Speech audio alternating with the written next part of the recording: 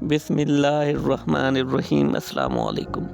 تالقان کے علاقے کا رہنے والا ایک آدمی جس کو شیخ ابوالحسن خرمانی رحمۃ اللہ علیہ کی زیارت کا بے حد شوق تھا، راستے کی دوری اور سفر کی مشکلات کا خیال آتا تو خرقان جانے کی ہمت نہ پڑتی۔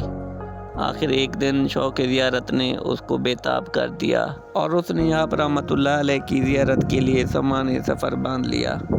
راستہ کٹھن اور دشوار گزار تھا، لیکن وہ ہمت کا پکا تھا۔ کئی دن تک پہاڑ کی اور جنگلی راستے سے ہوتا ہوا ایک طویل اور مشکل سفر کے بعد آخرکار منزل مقصود تک پہنچ گیا۔ شہر خرقان میں آ کر اس نے شیخ ابوالحسن رحمۃ اللہ علیہ کے گھر کا پتہ دریافت کیا اور وہاں جا کر نہایت ادب کے ساتھ دروازے کی زنجیر ہلائی۔ تھوڑی دیر کے بعد ایک عورت نے کھڑکی سے جھانک کر پوچھا کہ کون ہے، تو اس نے جواب دیا کہ حضرت شیخ ابوالحسن رحمۃ اللہ علیہ کی قدم بوسی کے لیے شہر تالقان سے حاضر خدمت ہوا ہوں۔ اس عورت نے کہا کہ او میاں درویش، بھلا یہ بھی کوئی مقصد تھا جس کے لیے تو نے اتنا سفر طے کیا؟ معلوم ہوتا ہے کہ تو نے دھوپ میں داڑھی سفید کی ہے۔ کیا تجھے اپنے وطن میں کوئی کام دھندا نہ تھا؟ عقیدت مند یہ ماجرا دیکھ کر ہکا بکا رہ گیا اور اس کی آنکھوں سے آنسو بہنے لگے۔ تاہم اس نے ہمت کر کے پوچھا کہ حقیقت حال کچھ بھی ہو یہ تو بتا دیجئے کہ شیخ صاحب ہیں کہاں؟ عورت نے جواب دیا، وہ کہاں کے شیخ ہیں اور شاہ بن گئے ہیں، اس نے تو دھوکے بازی کا جال بچھا رکھا ہے اور تجھ جیسے احمقوں کو اپنی ولایت کے جال میں پھنساتا ہے۔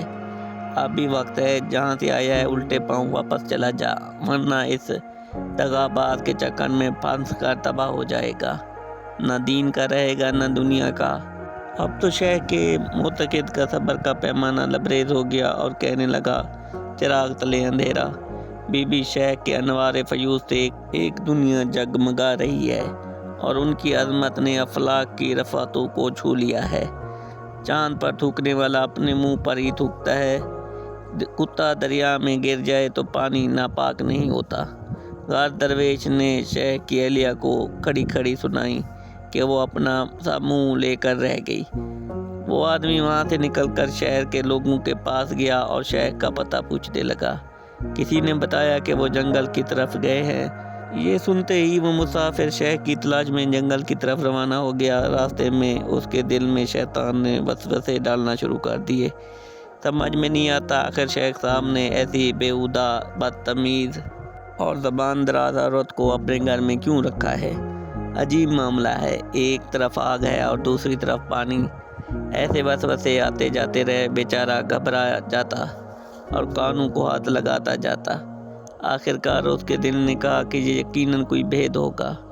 وہ انہی خیالات کی دنیا میں گم تھا کہ اس کی نظر ایک شخص پر پڑی جو شیر کی پیٹھ پر اس شان سے سوار تھا کہ اس کے پیچھے لکڑیوں کا گٹھا لدا ہوا ہے اور ہاتھ میں سانپ کا کوڑا ہے۔ عقیدت مند سمجھ گیا کہ یہی حضرت شیخ ابوالحسن خرقانی رحمۃ اللہ علیہ ہیں۔ اس سے پہلے کہ یہ کچھ عرض کرتا، شیخ نے دور سے ہی مسکراتے ہوئے فرمایا، عزیزم، اپنے فریبی نفس کی باتوں میں نہ آنا اور ان پر دھیان نہ دینا۔ ہمارا اکیلا پن اور جڑا ہونا نفس کی خواہش کے لیے نہیں ہے، اللہ تعالیٰ کے حکم کی تعمیل کے لیے ہے۔ ہم اس جیسے سینکڑوں بے وقوفوں کا بوجھ برداشت کرتے ہیں۔ یہ گفتگو میں نے تیری خاطر کی ہے تاکہ تو بھی بدخو ساتھی سے بنائے رکھے، تنگی کا بار ہنسی خوشی برداشت کرے، کیونکہ صبر کشادگی کی کنجی ہے۔ اللہ تعالیٰ نے مجھ پر یہ بلند مقام اپنی بیوی کی باززبانی پر صبر کرنے کی وجہ سے عطا فرمایا ہے۔ اگر میں اس کی عرض آسرائی برداشت نہ کرتا تو یہ شیر میرا مطیع نہ ہوتا۔ اگر میرا صبر اس عورت کا بوجھ نہ اٹھا سکتا تو شیر میرا بوجھ کیسے اٹھا سکتا ہے؟